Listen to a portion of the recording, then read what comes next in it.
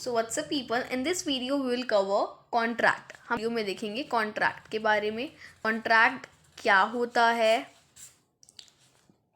और उसके अंदर हम बात करेंगे स्पेसिफिक कॉन्ट्रैक्ट्स की। आज स्पेसिफिक कॉन्ट्रैक्ट्स कौन से होते हैं हम उसको एग्जांपल्स के साथ समझेंगे।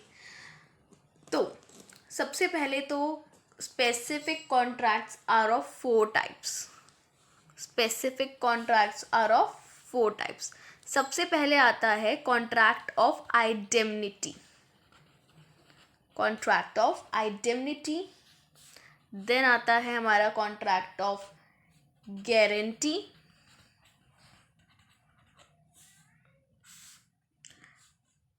यहाँ आता है हमारा कॉन्ट्रैक्ट बेलमेंट, और यहाँ आता है हमारा प्लेज। तो ये हमारे four types of specific contracts होते हैं। और स्पेसिफिक कॉन्ट्रैक्ट्स कह या फिर इसे स्पेशल कॉन्ट्रैक्ट्स कह लो, ठीक है। अब बात करते हैं अभी सिर्फ हम आइडेमनिटी की, कि ये आइडेमनिटी क्या होता है। फॉर एग्जाम्पल, हम सबसे पहले इनके एग्जाम्पल समझेंगे। एग्जाम्पल से हम डिफाइन खुद बना सकते हैं। जैसे कि हम हर एग्जाम्पल में ए और बी को लेट करेंगे। ए एंड बी, ठीक है।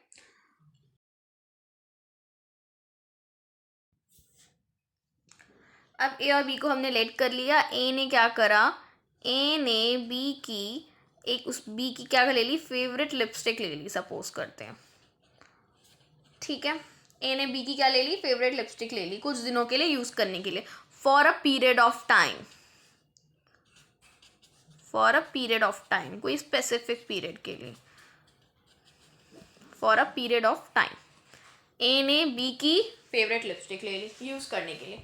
अब यहाँ पे बी वरिड है कि यार वो मेरी लिपस्टिक खो ना दे, गुम ना कर दे, और ए ने क्या कर रहा है, इसको पीरियड ऑफ टाइम के लिए सपोज करते हैं 3 दिन के लिए ली, ठीक है। और ए ने बी को प्रॉमिस कर दे कि 3 दिन बाद मैं लिपस्टिक दे दूंगा वापस। बट यहाँ पर बी जो है वरिड है कि वो 3 दिन बाद लिपस्टिक देगी नहीं देगी, खो ना दे, वापस कर दे। तो आइडेमनिटी में क्या होता है, कमिटमेंट। आइडेमनिटी में कमिटमेंट होता है।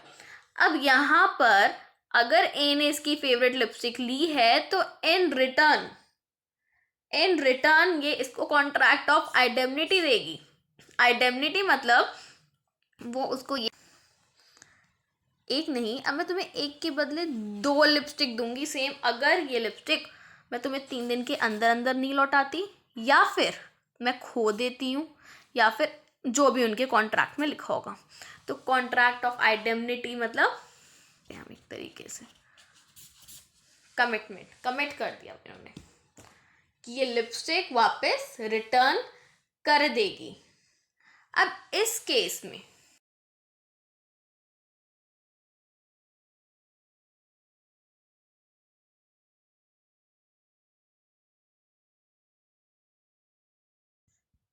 तो इस आइडेमनिटी के केस में 2 पर्सन होते हैं, एक होता है आइडेमनिफायर और एक होता है आइडेमनिटी होल्डर, ठीक है। तो अगर ये हमें क्वेश्चन आता है आइडेमनिटी का तो हम ये तो लिखेंगे कि कॉन्ट्रैक्ट ऑफ आइडेमनिटी होता है, एक डिफाइन करके एग्जांपल लिखेंगे।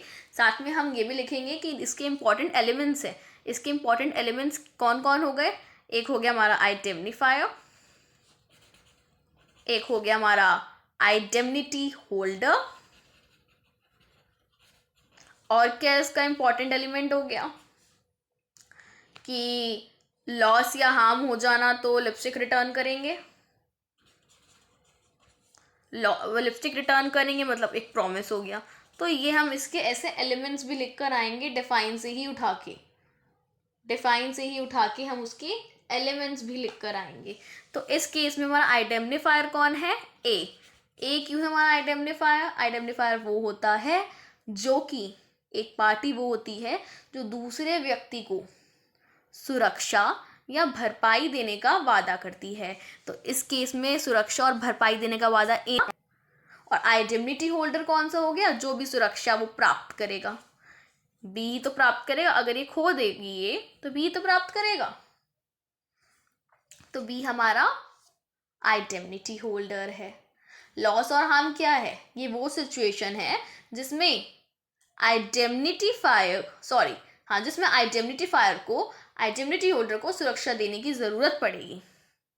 और इन दोनों के बीच प्रॉमिस तो हो ही गया है कि अगर गड़बड़ हो गई तो वापस एक के बदले 2 लिपस्टिक दे देंगे, प्रॉमिस तो हो गया। तो ये हमारा कंसेप्ट था सिर्फ आइडेंटिटी का। तो हमारा आइडेंटिटी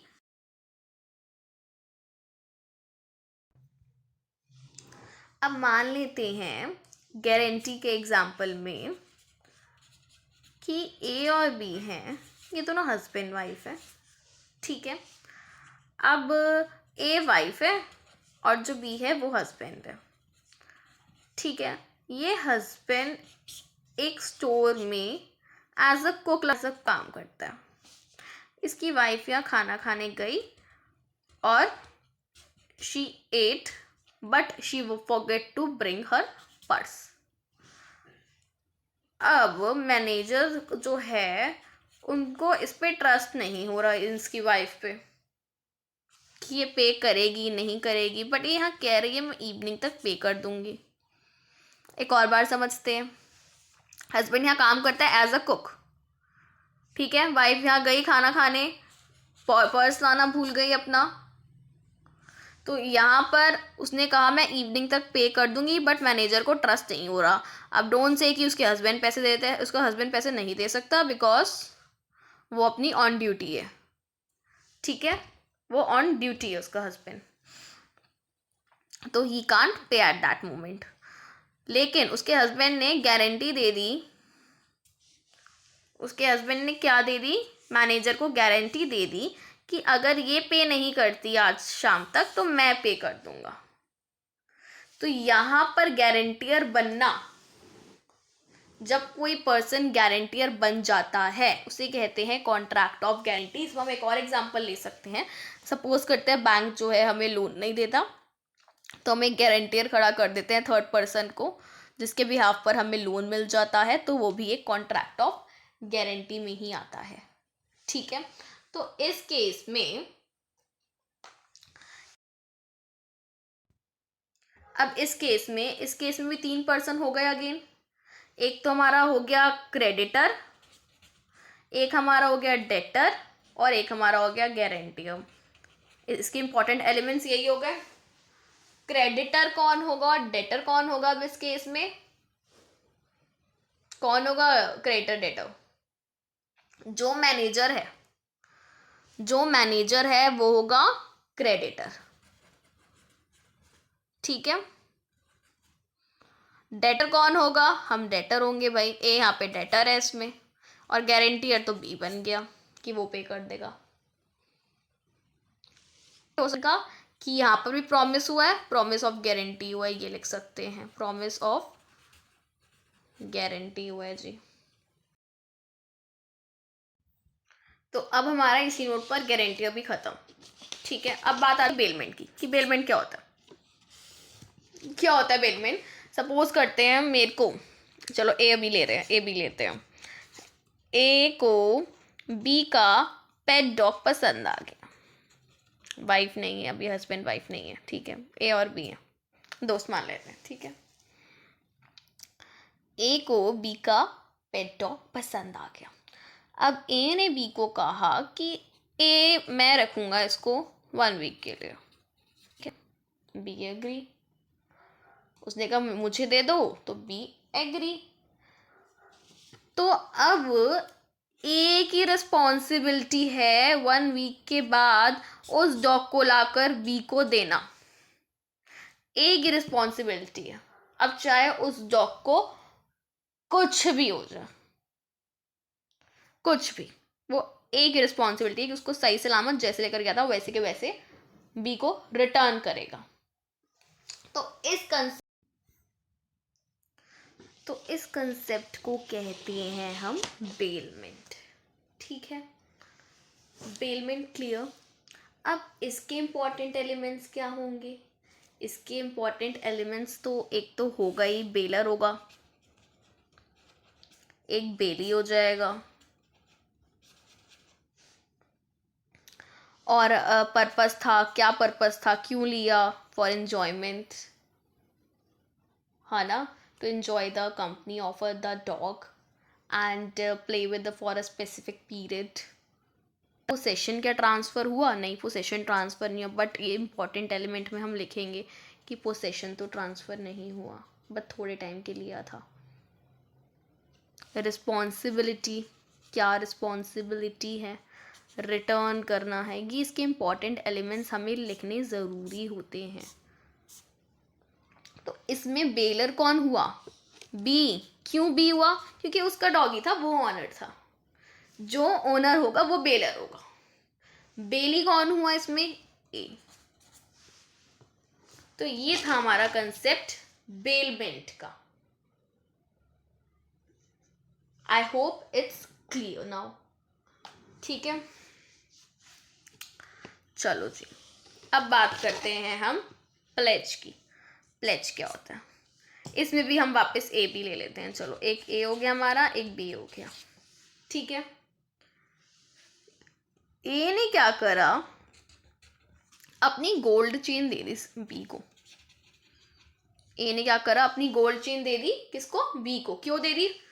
फंक्शन में पहनने के लिए दे दी, फंक्शन ऑफ टाइम, 2 दिन के लिए दे दी सपोज। ठीक है, 2 दिन के लिए उसने दे दी।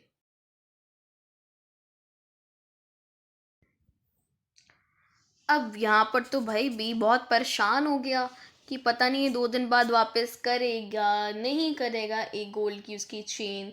तो ए ने क्या करा? इन रिटर्न, यहाँ पे मैं कंफ्यूज हुई, किसने किसको गोल्ड की चेन दी थी? ए ने बी को गोल्ड की चेन दी थी ना अपनी। हाँ, तो यहाँ पर ए वरी हो गया, ए वरिड हो गया कि जो बी है वो उसकी गोल्ड की चेन वापस करेगा या नहीं करेगा। तो बी ने क्या करा? इन रिटर्न में उसको अपनी क्या दे दी? एक गोल्ड की रिंग दे दी कि जब तक मैं तेरे को चेन नहीं देता तेरी, तब तक तू मेरी ये गोल्ड की रिंग रख ले। मतलब एक के बदले दूसरी चीज दे दी। तो यहाँ पर गोल्ड की रिंग जो दी है ना, वो एज अ प्लेज दी है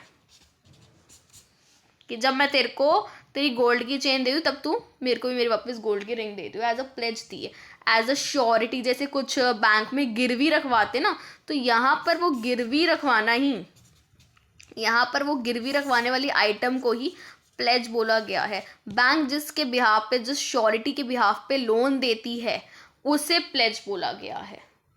ठीक है, तो इसमें कि इसके कि यहाँ पर बेलर कौन हो जाएगा? ओनर। ओनर दिया, तो ए ओनर है, बी बेली है। पर्पस क्या है? क्यों दी है? थोड़े टाइम के लिए दी है। वही हम इसके इंपॉर्टेंट एलिमेंट्स लिख देंगे। और तो ये इसी नोट पर हमारा प्लेज भी खत्म। ये था हमारा स्पेसिफिक स्पेशल कॉन्ट्रैक्ट्स के अंदर के 4 specific contracts. That's it for today's video. Thank you.